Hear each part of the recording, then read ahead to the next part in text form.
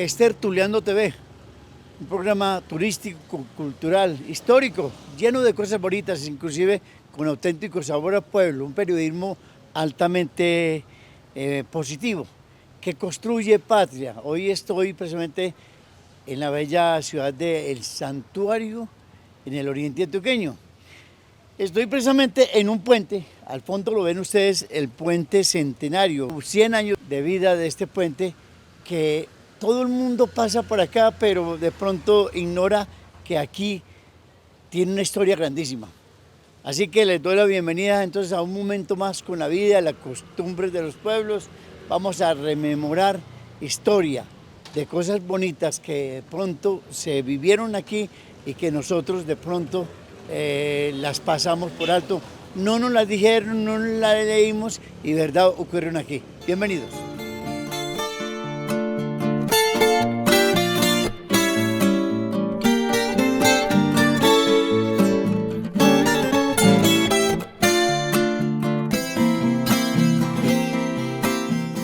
Es el santuario en Antioquia y es el puente Centenario. Yo estoy con el doctor Rubén Darío Vanegas, una persona que tiene que ver mucho con santuario. Rubén, bienvenido, gracias por acompañarme en este programa. Grosso modo, podríamos decir que usted es un líder social que además que dirige en estos momentos es gerencia de una empresa de transporte que llama Ultraelsa y otras muchas cosas más. Bienvenido entonces con nosotros. No, muchísimas gracias a usted, Pedro, por la invitación, por venir aquí al municipio del Santuario.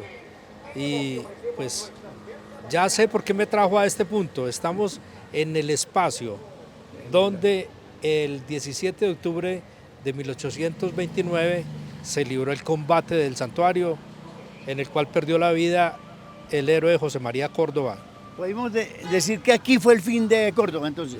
Sí, indiscutiblemente, fue el último combate donde él ya fue neutralizado por las fuerzas de la columna de Occidente que envió el general Urdaneta al mando de Daniel Florencio Oleri para neutralizarlo exactamente. Estamos hablando del general de división José María Córdoba, que tiene que ver mucho con Santuario, que murió y precisamente aquí empieza ese momento especial.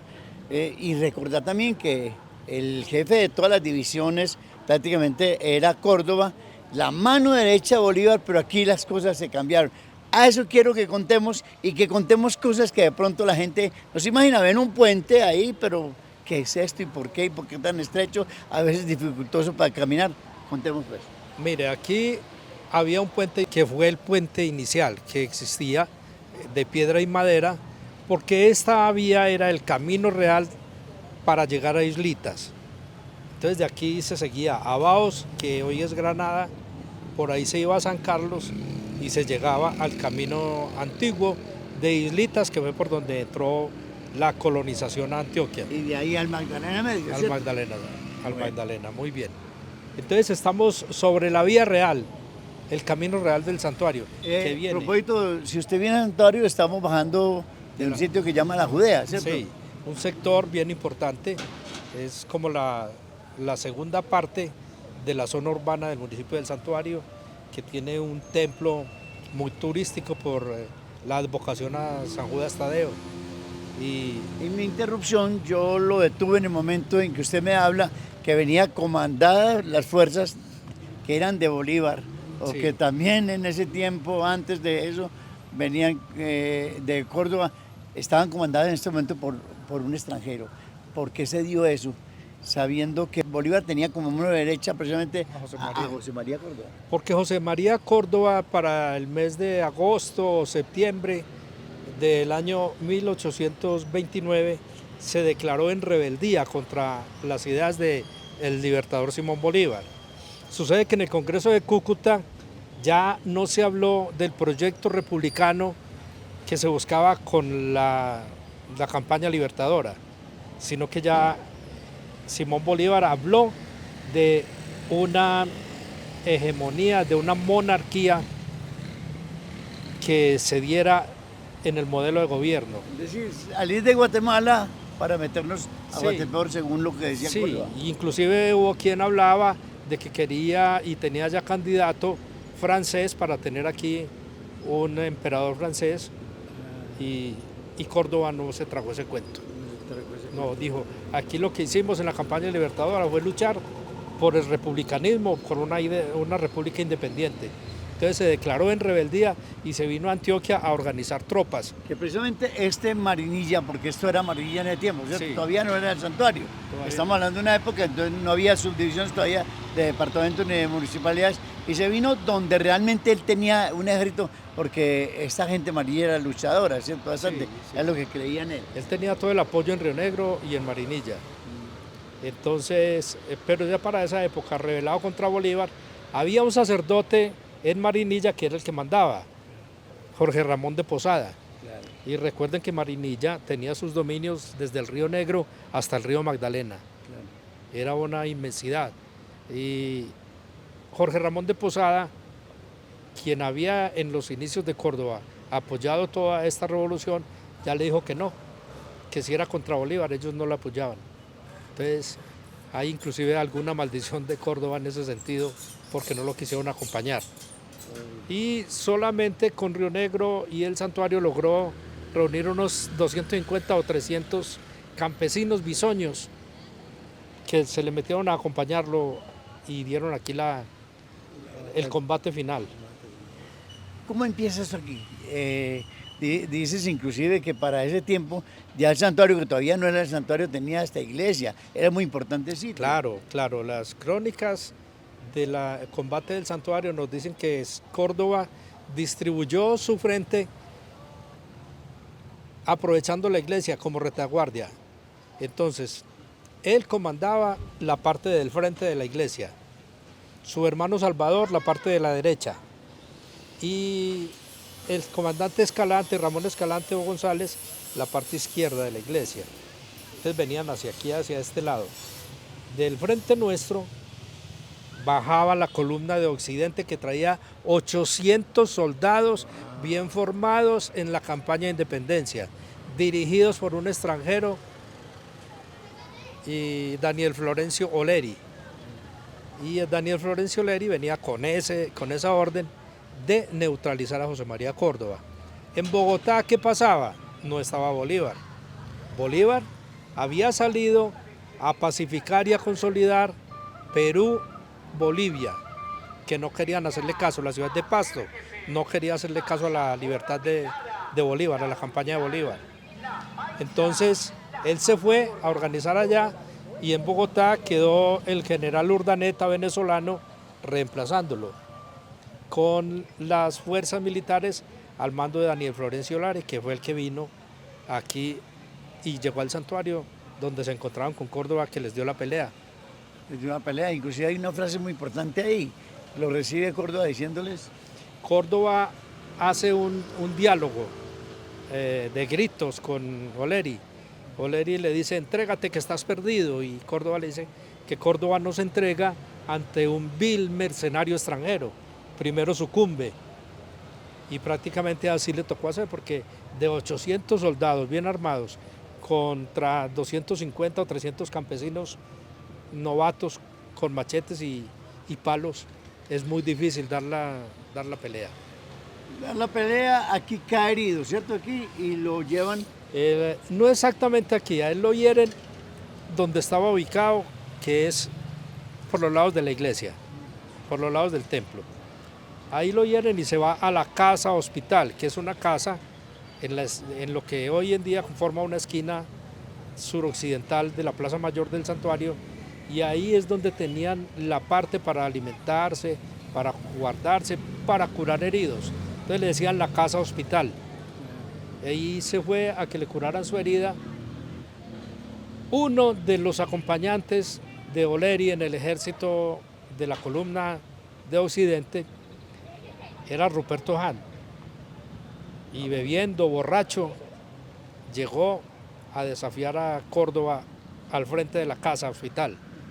De esa casa salieron unos tiros que le tumbaron el caballo y por ende tumbaron a Ruperto Hahn. Y entonces, furioso, ya entró sable en mano buscando a Córdoba dentro de la casa.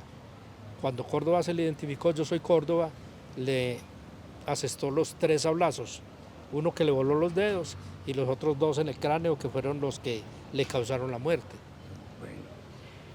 De verdad que hay muchas cosas y bonita recordar esto realmente, porque pasa desapercibido, ya lo decíamos al principio, es un puente. ¿Hay alguna descripción de cómo era esto? ¿Hay todavía memorias de cómo era este lugar, si existían estos puentes y cuándo se empezó a transformar? Existía un puente real. ¿Cómo eran los puentes reales? Entonces uno va al campo de Boyacá, donde se libró la batalla de Boyacá, y ve un puente muy bonito, pero muy moderno, que para esa época imposible para el paso de caballos, que era lo que se usaba en el transporte. Aquí había un puente de madera y piedras. ¿Segura? Sí, para pasar, porque era el camino real por donde Marinilla salía por este lado o por el lado de Guatapé a tomar el camino de Islitas para llegar al Magdalena Medio. Islitas era el corregimiento cerca de lo que hoy es Puerto Nare, donde se une el río Nare con el Magdalena, y por allí era el punto de entrada a toda Antioquia. Desde el río Magdalena se entraba a Antioquia y se traía todos los implementos, muebles, todo. Épocas donde se hablaba de un viaje de tabaco y medio, medio tabaco, ¿no? Sí, sí, eran como 3 o 4 jornadas. 3 o 4 jornadas. Bueno, esto se viene a tomar conciencia de esto y a reformarlo, viene el Consejo Municipal, entonces ¿qué hace? Bueno, entonces ¿qué pasa? El puente que tenemos actualmente, que ustedes ya lo pueden visualizar ahí en las imágenes, es un puente que no obedece a la situación de 1829 en el combate. El concepto que hay hoy en día no es el concepto del puente que había en el momento de la batalla del combate del santuario de 1829. Ya para el año de 1910, el Consejo Municipal del Santuario, que operó de 1908 a 1910, quiso conmemorar los 100 años de la independencia de Colombia. ¿Cómo lo quiso conmemorar? Construyendo un puente nuevo. Y construyó este puente que hoy en día conocemos como el Puente del Centenario. El Puente del Centenario de la Independencia de Colombia. O sea, otro evento distinto a lo que fue el combate del santuario. Y por eso tenemos este puente que fue construido por el arquitecto departamental, y si ustedes se lo detallan bien, constituye una de las arcadas que tiene el puente de Guayaquil en Medellín, que tiene 6 arcadas, y aquí es una sola, y es el arquitecto departamental, que fue el mismo. Entonces es muy tradicional, muy significativo para los santuarianos, nuestro puente del Centenario. Tiene inclusive un arco también allí. Lo que pasa es que a esto, para el año 90, le hicieron un significante que en muchos no estuvimos de acuerdo, porque es un significante de estilo romano, que no tiene nada que ver con nuestra arquitectura ni nuestra idea. Dice: a orillas de este riachuelo denominado Bodegas, el 17 de octubre de 1829, cerca de 300 jóvenes artesanos, estudiantes y campesinos. ¿Tenías algo que decir al respecto, no? Ah, sí, bueno, esta placa tiene alguna imprecisión, ¿cierto? Pero no, tampoco la vamos a hacer quitar por eso. Jóvenes, muy bien. Artesanos, no creo que todos fueran artesanos. Eran campesinos agricultores. Estudiantes, No había por esa época. muy difícil que hubiera muchos estudiantes en aquella época. El estudio máximo para aquella época era ser seminarista.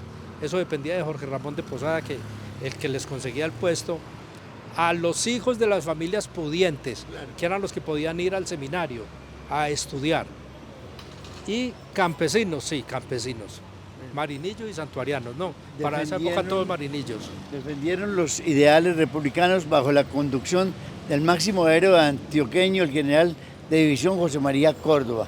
Córdoba y 180 de estos jóvenes ofrendaron su vida en el propio campo de batalla. Bueno, ahí lo tienen, estamos en el santuario. A propósito del santuario, yo quiero, antes de que cortemos la nota, se dice el santuario, hay que hacer bien énfasis en eso, ¿no? Sí, vea, la Asamblea Departamental del año 1942 aprobó una ordenanza, la 60 de ese año de 42, mediante el cual dispuso: en adelante, el municipio de Santuario seguirá llamándose El Santuario. Pero eso, para diferenciarlo de... Pues creemos y entendemos que es para diferenciarlo de los otros santuarios. el más importante que nos suena es Santuario Risaralda. Pero dicen Pero hay que otros porque santuarios. aquí el santuario era santuario indígena o algo así. Bueno, que hay no, de cierto. hay un tema ya más histórico que es de la parte indígena antes de la fundación de Marinilla. El cacique Mariní de la familia de los Tamíes, que estaban regados por el oriente antioqueño, tenía su sede en Marinilla, y aquí en el santuario está la montaña alta, que se llama el Alto del Santuario, donde era el lugar de adoración de los indígenas tamíes de Marinilla. Bueno, creo Ahí que era. vamos Y a por ahí conocer el pasa lugar. este riachuelo, que hoy en día se llama Bodegas, pero que el primer nombre que le dieron los marinillos fundadores fue Riachuelo del Santuario. A ver, qué bien. Bueno, sigan con nosotros, estamos en el Santuario Antioquia, estamos rememorando cosas bonitas de la historia. Tertuliando TV, en la vida y la cultura de los pueblos.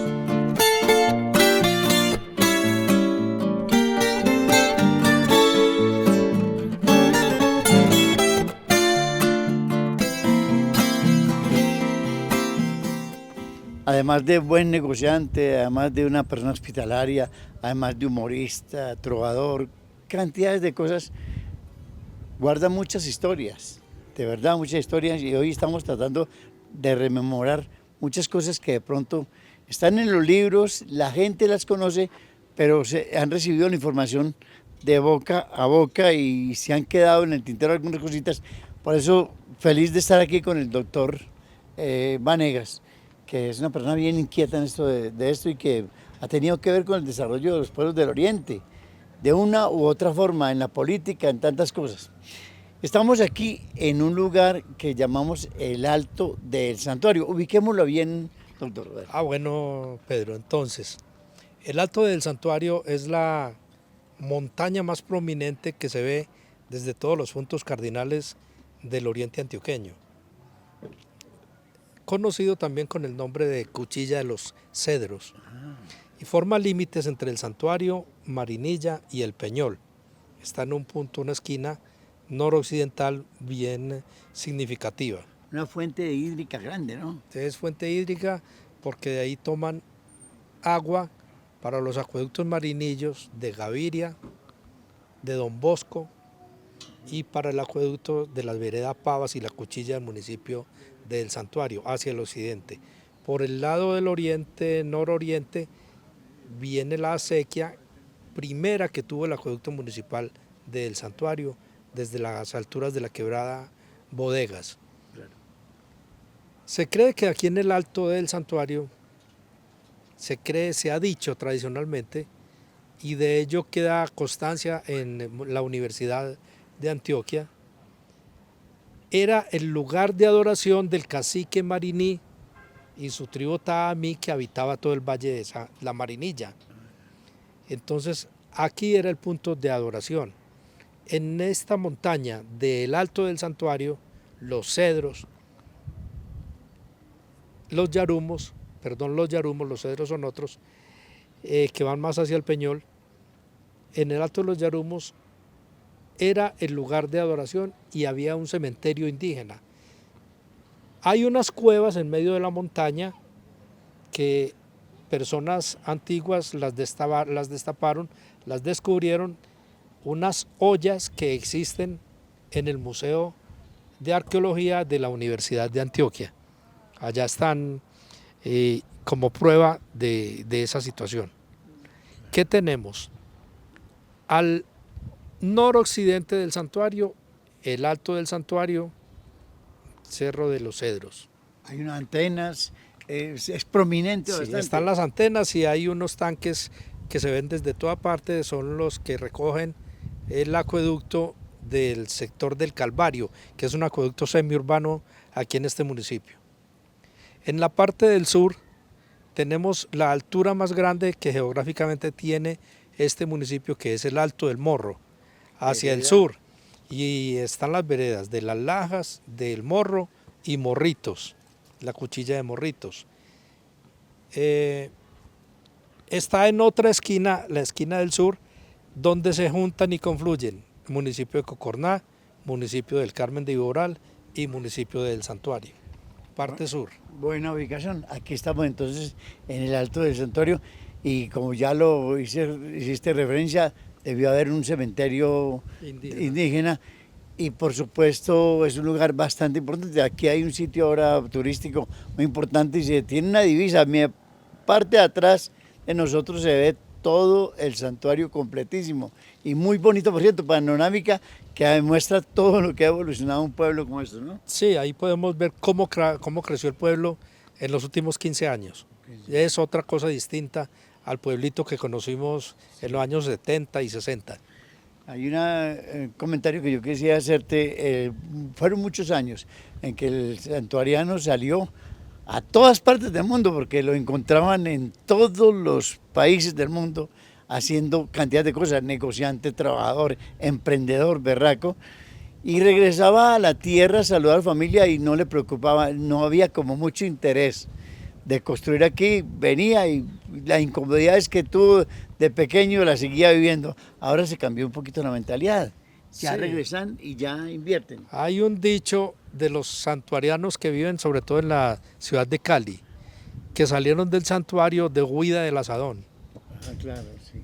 Y se dedicaban a labores comerciales. Pero regresaban aquí y de pronto no veían eso, no tenían esa visibilidad de que el pueblo se transformara y ahora el pueblo se ha transformado. No había ánimos de invertir en el pueblo, no había ánimos, ya hay ánimos. Sí. Ya están en otras partes del país, pero quieren o arreglar la finca o la casita del pueblo para tener bien al papá, a la mamá, a la familia en el pueblo donde nacieron. ¿Cómo se llamaba la tribu que estaba por aquí? La tribu de los taamíes. Los taamíes. Los indios taamíes, que tenían su centro grande en Marinilla, sí, al mando del cacique Mariní. Que de pronto dicen que Marinilla retomó el nombre del cacique Mariní. Esas son cosas que nunca se acaban de concluir porque hay otras historias que hacen sí, que el nombre de Marinilla aparezca de otra manera. Bueno, hay otras cosas muy importantes. Entonces, este era el camino realmente. Por aquí entraba la gente que venía desde Magdalena. Desde Medellín, Río Negro, Marinilla, el Santuario, y seguían en la dirección por el camino hacia Baos, Granada, y allá se desviaban a tomar el camino de Islitas a llegar al río Magdalena. Lo mismo viceversa, llegaban del río Magdalena por aquí, aunque había otro camino por el Peñol y Guatapé a caer a Marinilla. Estos sitios tan históricos, el santuario no los ha como protegido mucho, ¿no? Definitivamente no. Ha faltado mucho sentido de pertenencia. Hay partes que inclusive a mí me parecen muy dañinas, muy peligrosas hacia el futuro, porque los cerros tutelares están siendo urbanizados. Entonces en el sector de la Aurora, en el sector de las Lagas, el sector del Señor Caído, todo se ha ido parcelando y urbanizando de una manera abrumadora. Y el pueblo en la zona urbana creciendo hacia arriba, con calles estrechas. El santuario no pareciera muy conservador de las cosas coloniales. Yo veo, por ejemplo, en el parque no hay ninguna figura que recuerde personajes importantes de la historia. ¿Eso qué faltó entonces? No, en el año 2011 fue reformada la plaza principal, la plaza mayor. Y en esa reforma cayeron 4 monumentos que estaban en las esquinas de la Plaza Mayor. El de Simón Bolívar, el de José María Córdoba, que lo han trasladado al pie del Palacio Municipal, donde hay un salón de museo, claro, y el de Anselmo Pineda. Claro. Se salvó la pila porque hubo un movimiento muy grande que nos tocó encabezar. Cuando estaban haciendo esa reforma, llegaba la retroexcavadora a tumbar la pila y ahí llamamos al alcalde, tuvimos que meternos al despacho y decirles que cómo era posible que esa pila construida por el maestro Francisco Moreno en la cerámica del Salto fuera a desaparecer. Que esa es otra cosa que nosotros denotamos aquí. El santuario tuvo esa misión también de cerámica y pues también trabajó mucho con ellos. Sí, claro, que fue la primera industria cerámica que hubo prácticamente en la República y en el oriente antioqueño. ¿Y por qué ya retoma el Carmen y no se quedó aquí? Se cree que muchos de los que fundaron la cerámica en el Carmen aprendieron en la cerámica del Salto. Y entonces fue repartiéndose. La cerámica del Salto en el santuario dio otras 3 cerámicas. La cerámica del Palmar, la cerámica central y la del Salto. Y eran personas que habían aprendido allí, en el Salto. La iglesia de acá es cerámica de acá mismo, En ¿cierto? los pisos. De los Pisos de muchas iglesias. Si vas a la iglesia de Concepción, encuentras el piso construido en la cerámica del Salto. La iglesia de Abejorral tiene el piso construido en la cerámica del Salto. La iglesia de aquí del santuario con el piso construido en la cerámica del Salto. Se especializó esa cerámica en fabricar porcelana de la dura, una baldosa muy fuerte y brillante, a la cual se le hacían grabados que todavía permanecen, perduran. Y fue muy, muy cotizada. En este momento hay un grupo de defensores del patrimonio en el santuario que estamos trabajando en la restauración de la pila. La pila es hecha en ese mismo material, como existe en Marinilla el monumento a los héroes, allí al frente de la capilla de Jesús Nazareno, que fue también diseñado por el maestro Francisco Moreno en la cerámica del Salto. Pero el caolín, por ejemplo, que fue uno de los insumos que dieron todo esto, ¿se vio mucho en el santuario? No. ¿O más bien fue en la Unión? No, el caolín de la cerámica del Salto era traído de Granada. Ah, Granada. De Granada, sí, Granada, Antioquia. Era, según nos contaron, pues los últimos trabajadores de la cerámica que logramos entrevistar en los años 80. Claro. Entonces ese caolín lo traían de los lados de Granada. Inclusive, el primer trabajador, el que siguió a don Laureano B. Gómez para la construcción de esa cerámica, era un señor de Granada, que tenía en sus fincas, en sus propiedades, material de caolín, y fue el que surtió ese material para esta industria. Aquí hay testimonio de esos hornos, todavía existen los hornos, pues que no los trabajan, existen las ruinas, pero existen, los cuidan y como que sí lo promocionan para que la gente que quiera conocer hornos realmente como trabajaban anteriormente la cerámica, allá los hay, ¿cierto? ¿Eso sí, queda claro. ubicado por dónde? Existen en la vereda del Salto. Vereda del Salto del santuario. Que es saliendo por el parque. Saliendo por la plazuela de la Judea. Claro. Y esa es la parte norte del municipio. Bueno, estamos entonces en el alto del santuario. Es agradable, los invito a que vengan por acá, pregunten por el sitio, porque aquí también hay un sitio especial para tomarse el café, para almorzar, para un día campestre espectacular, y la visibilidad que tiene esto, la panorámica tan hermosa. De verdad que es bonito. Doctor, muchas gracias por acompañarnos. Aquí vamos a seguir porque tenemos otro temita que hablar. Claro, Pedro, muy bien. Yo creo que toca es agradecer al programa que usted dirige, que es Tertuliando, al camarógrafo que nos ha acompañado y ha tenido la paciencia pues de estar con nosotros en esta correría. Muchísimas gracias y un saludo para toda la gente. Tenemos otro temita más para mostrar ya en el parque principal.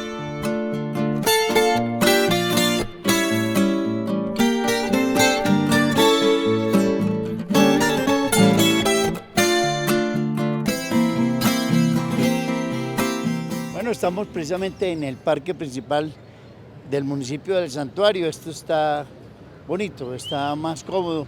A duro que dio a entender que los árboles se quitaban porque los señores de edad ya, los viejitos como yo, queremos buscar la sombrita y que se los hubieran quitado. Fue duro ese cambio, ¿no? Pues aquí puede usted padecer el rayo del sol en una plaza que no tiene árboles suficientes. Y entonces se cambió el concepto de parque. Aquí no hay parque. Aquí hay una plaza moderna que fue copiada en varios municipios del oriente antioqueño. Si usted va a Abejorral, encuentra este mismo plano, con la diferencia que la iglesia no está de ese lado, sino al otro lado. Pero el mismo plano, la misma circulación, los mismos espacios. Qué beneficio tan grande para el adulto mayor que el único sitio que tiene para reencuentro con sus amigos de trabajo eran esto, aquí donde se venden los relojes y todas esas cosas. Bueno, importante, pero igual aquí al lado mío está precisamente la pila, la famosa pila, que nosotros cuando hicieron esto, la habían quitado y la gente tuvo que pelear para que la recuperaran. No, cuando se hizo la remodelación de la plaza, esto se llama la Plaza Mayor José María Córdoba, que no es parque. Y cuando se hizo la remodelación en el año 2011, pues iba para tierra con pila y todo. Lograron tumbar las columnas que hay ahí, varias. Y armamos un movimiento que nos fuimos donde el alcalde a decirle que era imposible que le metieran retroexcavadora a la pila, porque eso era un patrimonio cultural construido en la cerámica del Salto, como ya tuvimos oportunidad de comentarlo. A poquito tiempo de estar esta pila, porque digamos que hay años, que hay 20, 10 años, pero la pila está destruida prácticamente en parte del piso. Sí, la pila está destruida porque la remodelación que se le hizo en el año 2013 para conmemorar 100 años de la pila, que fue inaugurada en 1913, septiembre de 1913, el municipio hizo una inversión de 65 millones en un contrato de restauración. Pero el restaurador no logró conseguir la mezcla perfecta que diera los adoquines o el baldosín en el material que era, y le puso un material plástico. Por lo tanto, el sol levantó esos plásticos, esos baldosines plásticos, y está en la situación que hoy se ve. Por eso hemos integrado un grupo de amigos del patrimonio con énfasis en la restauración de la pila. Ya se firmaron los contratos con la Fundación Ferrocarril de Antioquia, que empieza en estos días a hacer toda la restauración para que la pila vuelva a funcionar como funcionó en el año 1913, cuando se inauguró. Qué lindo está esto, realmente pues el recorrido que estamos haciendo, atrás está la iglesia principal. A propósito del santuariano, no se quita nunca esa cosa que tenemos los paisas de ser bastante religiosos, y aquí sí que es ahincado eso, aquí la adoración al Sagrado Juan de Jesús, y sobre todo también hay otra parroquia en la Judea que es Basílica. Sí, la Basílica Menor de San Judas Tadeo. Es un pueblo pues que se da de lujo, ¿no? Sí, sí, y el templo de San Judas Tadeo en el santuario pues fue el primero que en Sudamérica se erigió en honor de San Judas Tadeo. Inclusive cuando se construyó no se sabía a qué santo darle la advocación del templo. Y hubo un ejemplo de democracia, Pedro. Hubo elecciones entre diferentes santos para que la gente votara a ver quién, y ganó San Judas Tadeo. Bonito. Ahí tiene la anécdota. Y aparece entonces un proyecto de santo. El Papa está estudiando su canonización. El padre Jesús Antonio Gómez, que nació en el santuario Vereda del Carmelo, existe su casa y es un centro de peregrinación religioso también. Está camino a los altares, hay un grupo de ciudadanos de la religión católica que tramita ante la Santa Sede la canonización del padre Toñito. Padre Toñito. Bueno, de todas maneras llegamos al parque principal y aquí está el centro de lo que yo quería mostrar, y es que lo que es la alcaldía ahora era precisamente la casa así, donde realmente asesinaron, donde murió Córdoba, ¿no? El José María Córdoba. Ahí se encuentran algunas cositas todavía que se recuerdan eso, ¿no? Sí, hay unos elementos. Precisamente en estos días el museo conmemoró 95 años de ser fundado. Y se conservan unos elementos como la chaqueta que supuestamente lucía el general Córdoba. Yo no creo que sea la que lució en la batalla, porque ellos no se ponían ropa de gala para ir a la batalla, al combate. Luchaban en traje de guerra, en traje de combate. El traje de gala era para ocasiones especiales, pero ahí está la chaqueta, está el sombrero, que sí parece ser el que recibió los 3 sablazos, y hay una totuma que usaba él para tomar el agua, la cartuchera donde guardaba su revólver, y en un tiempo hubo unas espadas que nos decían que era la espada de Córdoba, pero mucha duda, porque esas espadas parece que las consiguieron después de la Guerra de los 1000 días, donde varios santuarianos fueron a participar en el grupo liberal y en el grupo conservador, y en sus casas pues guardaron esas espadas que las tenían. De pronto las donaron para que tuvieran. No creo yo que fuera la espada original del general Córdoba. Y ahí aparece lo histórico, ¿no? Hay otras cositas, otros elementos que vale la pena que usted cuando venga al santuario entre al museo, ahí en la casa municipal, o donde hablamos de la alcaldía municipal, pero también está también un homenaje a una de las características del paisa y sobre todo el santoriano de ser humorista, ¿no? El humor aquí es natural. Pues sí, lo que pasa es que hemos tenido buenos representantes del género. Y entonces está el primero de América, que fue considerado así, Guillermo Zuluaga, Montecristo, el hijo del doctor Baudilio Zuluaga Gómez. El doctor Baudilio Zuluaga pues, fue un médico que estudió en Bogotá, Universidad Nacional, se hizo médico y luego se vino a ejercer y a ser dirigente del santuario, fue concejal de Medellín, fue diputado a la Asamblea de Antioquia y ese fue el papá de Guillermo Zuluaga Montecristo. Y Guillermo Zuluaga Montecristo tampoco se dice pues que allá, pues ya vimos que no nace, o tampoco vivió mucho tiempo aquí, ¿no? No, él era de Medellín, él nació en Medellín porque el doctor Baudilio Zuluaga se instaló en el barrio Buenos Aires de Medellín, entonces viajaba, inclusive viajaba también al Peñol, fue médico en el Peñol también. Ah, claro, entonces, pero Sí. hermano que lo traía mucho por acá, se impregnó mucho el santuariano, Sí. él mismo se hizo a llamar Se encariñó con el santuario y terminó llamándose Montecristo Santuario Zuluaga. Ahí sigue Vargas Vila, ahí siguen cantidades de personas que han hecho también del humor grande, ¿no? Sí, claro, entonces son personajes que aquí los tenemos ya como íconos muy reconocidos para nosotros en el santuario. ¿Qué pasó después del día que lo asesinaron a General Córdoba? No, pues ¿Lo llevaron para dónde? el general Córdoba en ese combate que fue a las 11 de la mañana y duró tipo hasta las 3 de la tarde, estaba agonizante todavía a las 5 de la tarde. Aquí en la vereda Bodegas vivía el padre Modesto de Hoyos, muy marinillo para la época. Y Modesto de Hoyos fue el esposo de su paisana Margarita Urrea. Y entonces Margarita Urrea había muerto y en la enfermedad de ella se hicieron una promesa, que si ella moría, él tomaba la vocación religiosa y que si él moría, era ella la que tomaba los hábitos. Le tocó a él volverse sacerdote y el 17 de octubre de 1829 se dice que fue el confesor de José María Córdoba aquí en la casa hospital. Luego a Córdoba lo montaron en una camilla o barbacoa para llevarlo moribundo agonizante hasta Marinilla, en donde ya definitivamente llegó muerto. Bueno, muy agradecido con el doctor Vanegas, es un personaje que ha recorrido mucho, líder social y también mucho en la política. ¿Por qué no hacemos, ahora diriges una corporación de automóviles, ¿cierto? Una cooperativa. Cooperativa. Sí. ¿Qué se ha hecho ahí, hombre, así grosso modo? No era hablar tampoco de ellos mucho, pero sí se ha hecho cositas. No, hace 28 años se fundó en el santuario la cooperativa de transportadores. Una necesidad que había para hacer transporte en taxi.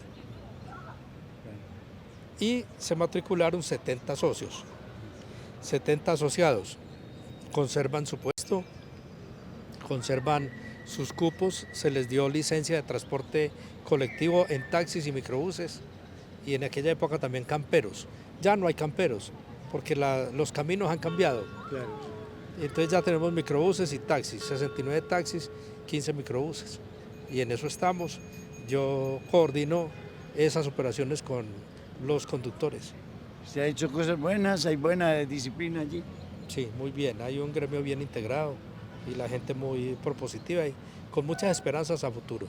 Terminemos esto contando por qué es un orgullo ser santuariano, porque uno el santuariano lo encuentra con sentido de pertenencia donde sea, pero realmente cosas que podríamos decir por qué se siente un orgulloso de ser santuariano. No, las raíces históricas nos demuestran a nosotros y nos motivan a seguir cultivando esa raza. O sea, es un núcleo familiar donde nadie es raro, excepto los Vanegas como yo, ¿cierto? Sí. Pero Garcías de aquí, Gómez, Giraldos, Zuluagas, Jiménez.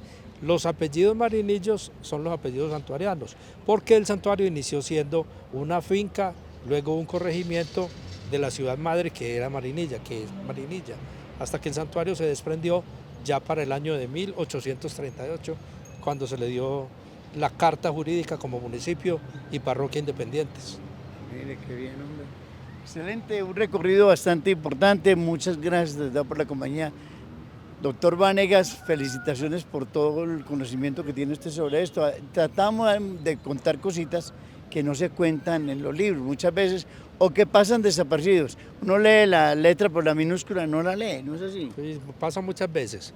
Pedro, con el permiso suyo, a todos los televidentes que vengan al santuario, que vean este programa, vengan a los museos. Los dos están cerquita en la casa municipal, en el primer piso, el uno al frente del otro, Córdoba y Montecristo. Vengan a los templos, el templo de la parroquia principal, Nuestra Señora de Chiquinquirá, y la Basílica Menor en el sector de la Judea, que es dedicada a San Judas Tadeo. Allí ya hay reliquia de San Judas Tadeo y entonces está viniendo mucha gente en peregrinación. Lo otro, el mercado diario, el comercio, el municipio es más o menos comercial, bien, y tenemos pues prácticamente una infraestructura donde es bueno darse la pasadita por el santuario. Por lo menos históricamente hay algo para aprender.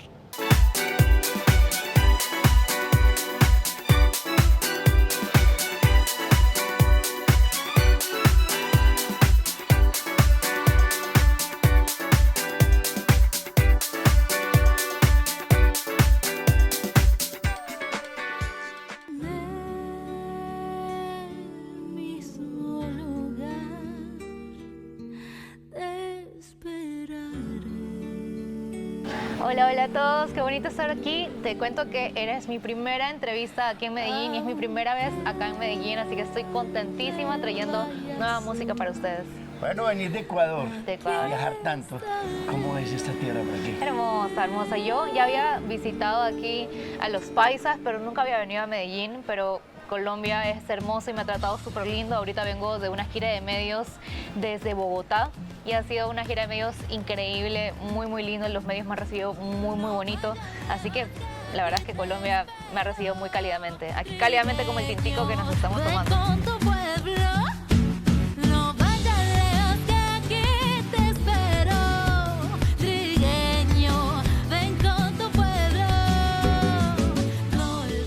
Estuvimos viendo tu trabajo y nos tiene maravillado.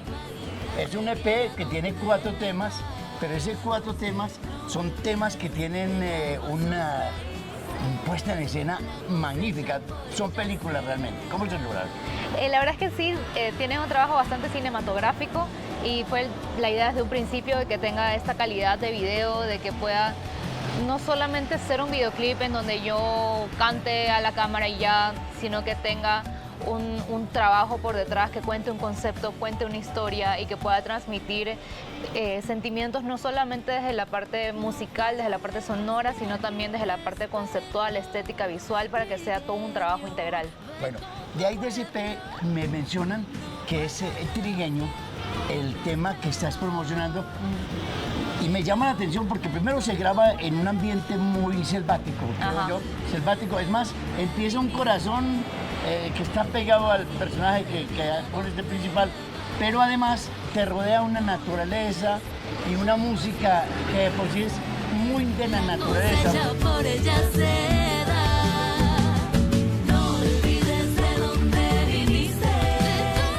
Nosotros también quisimos que sea también un ambiente selvático, como bien dices, de que pueda mostrarse la naturaleza y sobre todo que sea como este espacio natural del trigueño, que es este personaje que en realidad no es una persona, porque a veces me preguntan, bueno, ¿y a quién le dedicaste la canción? Y es como, no hay un trigueño, de verdad, es un personaje ficticio que es una personificación del latinoamericano, que tiene un concepto por detrás. Y justamente como dices, que está en este ambiente muy naturalista, de que se puede mostrar las raíces, y es sobre todo eso, como se realizó este trabajo para que haya congruencia entre el trigueño, entre el contexto ambiental, digamos, del contexto donde este trigueño nace, porque se ve en el video que nace de las hojas, de la tierra. Y finalmente les spoileo un poquito el video, pero él entiende de que tiene que dejar su corazón, literalmente hay un corazón, de que tiene que dejar su corazón ahí de donde es, en la tierra. Habla de pertenencia. Muchísimo, ¿Cierto que sí. Habla de recuperación de la naturaleza, devolver los ojos a ella. Sí, 100%. Habla de todo eso, pero además me llamó la atención cuando hablas de que la música la inspiraste en Violeta Parra, en Atahualpa Yupanqui, en Mercedes Sosa. Yo te hago una pregunta, entonces esta música tiene un tinte revolucionario. Sí, bueno, sobre todo es que tiene un tinte social, político, contextual, porque nosotros siempre hemos tenido una mira hacia afuera y siento que incluso las nuevas generaciones en las cuales yo soy parte, siempre tenemos esta mira hacia afuera de que, bueno, queremos salir de este país subdesarrollado, que yo también vengo de Ecuador tan cerquita y estamos todos en la región andina, pero que estamos nosotros supuestamente en países subdesarrollados, cuando nosotros tenemos toda la riqueza que afuera vinieron incluso a vernos a nosotros, pero nosotros siempre hemos tenido esta mira hacia afuera y el mensaje también de esta canción es de que nosotros también tengamos una mira hacia adentro, de que recuperemos lo propio, de que hagamos lo nuestro propio. Y eso me parece muy lindo porque incluso yo cuando estaba en la universidad, yo estudié artes musicales y sonoras en la Universidad de las Artes, que es la primera universidad pública del Ecuador, en donde yo estudié música. Yo en los primeros semestres yo escuchaba muchísimo a Mercedes Sosa, a Violeta Parra, a Chabela Vargas, a Atahualpa Yupanqui también, como bien dices. Y ha sido muy bonito porque en esa época yo pude reconectar muchísimo con mis raíces y pude sentirme identificada, sentí que encontré un lugar en la música en donde yo hacía parte, en donde yo me sentía cómoda y sentía que tenía una conexión. Y qué bueno de notarlo, porque hacer revolución no es solamente con armas. Así La es. mejor revolución es hacerle entender a la gente que tiene riquezas, que nuestra naturaleza es rica, que debemos valorarla y proyectarla y respetarla y cuidarla. Se acabará un día y estaremos sufriendo por eso. En esto habla precisamente de migración. Sí, de la migración, totalmente. Como bien le dije hace un momento, tenemos esta mira hacia afuera y yo cuando estaba en este primer semestre de la universidad, yo también tenía esta mira hacia afuera, como ir a conquistar un sueño, el sueño de ser artista, poder conocer o conquistar alguna industria musical que pueda hacer que mi música pueda trascender también dentro de la comunidad. Así que el mensaje de Trigueño no solamente es hacia el pueblo en general de Latinoamérica, sino también un mensaje introspectivo y un mensaje hacia mí, porque yo también tuve esta sensación de como querer ir afuera. Entonces al final es, bueno, si en algún momento llega a pasar, ok, pero no olvidar de dónde soy. Por eso la canción dice, no olvides de dónde viniste, para guiarte bien a dónde vas. No olvides del árbol sus raíces, la cosecha por ella se da. Hermoso, de verdad. Que Muchas sí. gracias.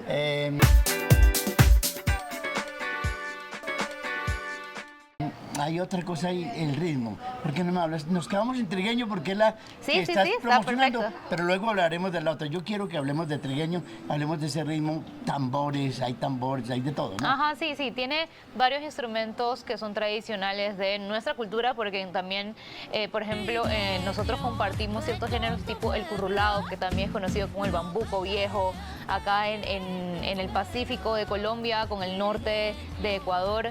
Que allá ni siquiera hay como esta división de territorios, sino que allá simplemente se cruzan de un lugar a otro porque son parte de una sola comunidad. Y hago uso de estos instrumentos que son ancestrales, que son tradicionales de nosotros y también de los géneros de nosotros. Entonces es muy bonito porque el concepto y el nombre de madera y cuero fue dado por los instrumentos de los que hago uso, que son de madera y son de cuero. Y me gusta que hay este contraste entre la madera, por ejemplo, con la marimba, que está hecho de guadua, del bombo legüero, de la guitarra, del violín, la viola, el cello, y en la parte del cuero, que están los tambores batá, las congas, el bombo legüero una vez más. Entonces ahí está esta congruencia de los nombres con los instrumentos que están dentro de las canciones y también este contraste de la fuerza con la sensibilidad. Y de ahí yo también quiero acotar algo, y es que luego de haberle dado el nombre que yo no sabía, o sea, no lo tenía, no lo hice a propósito, pero nosotros en Guayaquil nos dicen madera de guerrero. Entonces también como que hacer uso inconsciente quizás de dónde vengo y hacer como un símil de esta madera y esta fuerza, por eso es que somos la madera de guerrero y por eso es que el álbum se llama así y también lo que tú escuchas y lo que tú rescatas de los instrumentos y de los materiales pues tiene una connotación ahí con la madera de cuero. O sea, Chalón, dame una clase realmente de lo que era una música que a nosotros nos encanta y que recupera la nuestra. Ahí la han estado viendo. Cosecha por ella se da en el mismo lugar te esperaré aunque Trigueño es el primer tema que le da sentido a todos los demás. E incluso la segunda canción se llama Velita, que es una canción que le compuse justamente a Colombia. Dice que tiene un ritmo todo particular. Sí, es como un pasillo, podría decirse, es como un pasillo en world music, porque ya mi música está categorizada como músicas del mundo, o como le dicen el world music, porque ya cuando la canción ya no tiene un solo género, sino que es una fusión, ya no saben dónde encasillarnos y les ponen simplemente la música del mundo.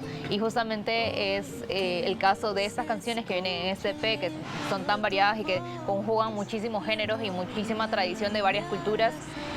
Y así mismo es con Velita, que incluso cuando quería hacer esta canción quise que fuera un landó, que es un género tradicional peruano. Al final terminó siendo una canción, como les digo, llena de fusión y llena de géneros, pero es una canción que le hice al encendido de velas en Colombia, que nosotros en Ecuador no tenemos esa tradición. Sin embargo, yo cuando le contaba a Pedro tras cámaras de que yo estuve viviendo un tiempito acá en Colombia, viví en Manizales porque me quedé encerrada en la pandemia. Claro. Y pude conocer varias de las tradiciones acá y para mí el encendido de velas es la tradición más bonita de Latinoamérica. Yo incluso hice una canción para las velitas. Te prendo una velita para que te acuerdes de mí. Te prendo una velita para que brille tu sol y así iluminar en todo lugar hasta que prenda fuego. te prendo una velita pa' que te acuerdes de mí te prendo una velita para que brille tu sol y así iluminar en todo lugar para sentirte cerca de mí y así iluminar en todo lugar hasta que prenda fuego. Bueno, los pongo en contexto, está Shalom Mendieta conmigo, es ecuatoriana, residente y nacida creo que en Guayaquil, Ecuador, un país que nos está viendo porque allá Tertuliando llega. Él estaba hablando que estuvimos mucho por la selva ecuatoriana, estuvimos por allá, estuvimos por Macas, estuvimos por ese lugar y Radio Pano nos copia mucho también a nosotros. Así que aquí tienen a una hija, está en Colombia con nosotros en Tertuliando TV. Hablamos de un EP que inicia con una canción que se llama Trigueño y que tiene un contenido y además no pues es una magnífico. Hemos hablado de otra canción, Una Velita. Ahora, ¿cuál sigue? ¿Cuál sería otra? La siguiente canción que sigue en el EP se llama En mi piel, que es una canción que también fusiona muchísimos géneros de Latinoamérica y tiene una presencia bastante notoria de las músicas de los Andes. Y nosotros que estamos todos atravesados por la cordillera, tenemos muchísimo también de estas sonoridades indígenas. Sin embargo, también la fusión de lo afro. Entonces, una vez más, como le digo, esta fusión de géneros. Y es una canción que habla un poquito más sobre, sería como abordar el amor, pero desde el desamor en la piel, cuando ya la otra persona se queda viviendo en la piel, y por eso la canción dice: ahora vive en mi piel tu memoria, se siente en el aire, no es dueña de nadie, sigue marcando un después su historia.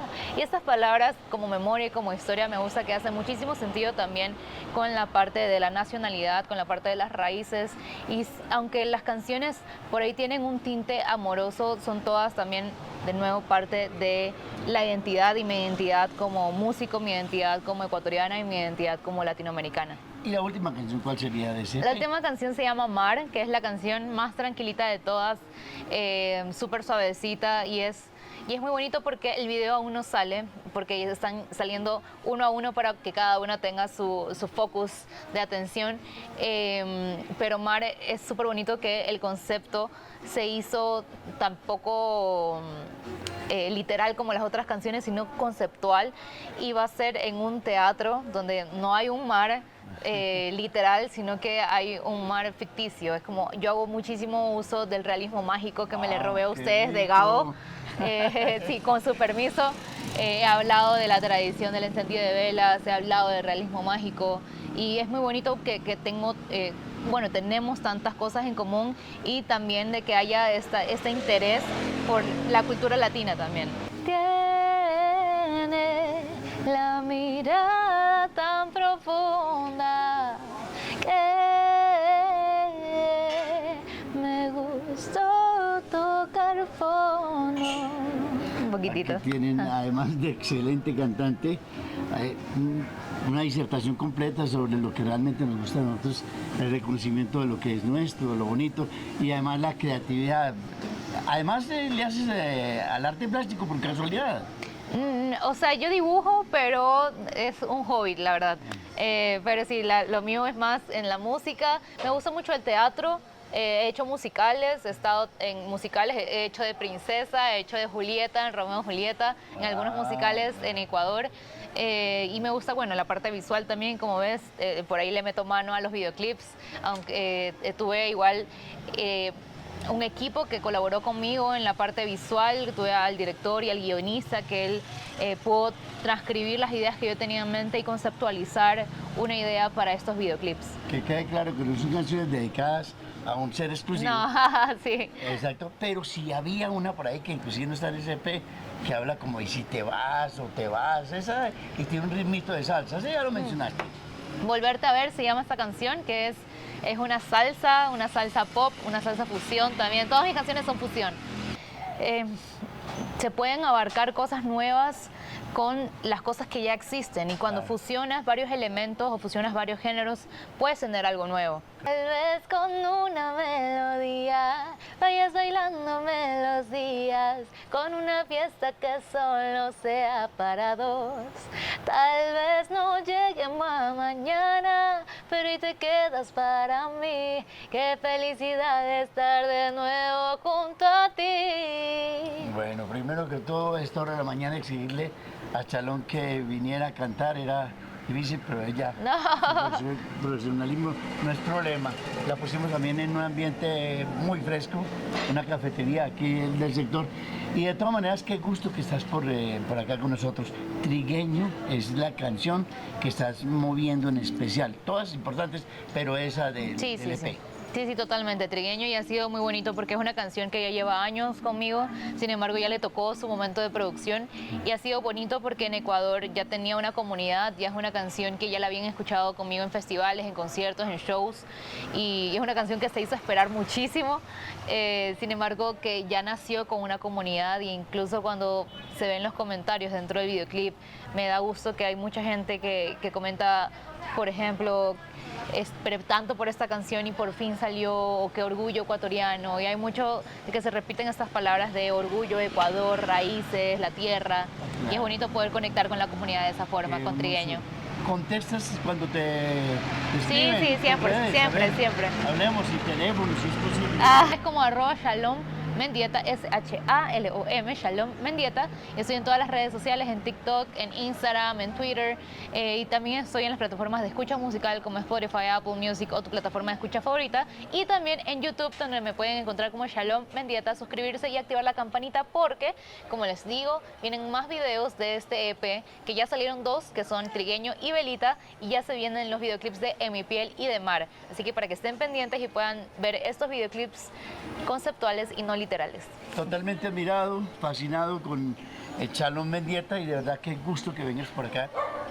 Propiamente Mariguilla. Mariguilla es una ciudad de bastante renombre aquí en Colombia por muchas cosas. Estamos en el oriente antioqueño, Antioquia. Gracias de todas maneras. Muchísimas gracias a ti. Regálanos ese trigueño como para terminar esta entrevista. Claro que sí. Y Trigueño dice, no olvides de dónde viniste, para guiarte bien a dónde vas. No olvides del árbol sus raíces, la cosecha por ella se da. Sigan con nosotros Tertuliando TV, contándole al mundo maravillas de lo que es nuestra región paisa.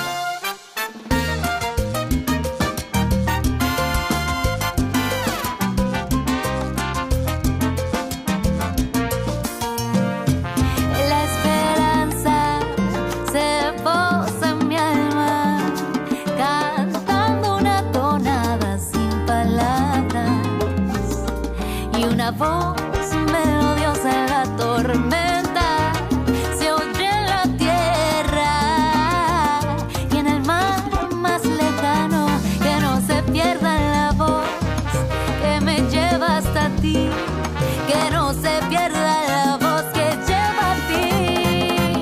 Tal vez con una melodía vayas bailando melodías, con una fiesta que solo sea para dos.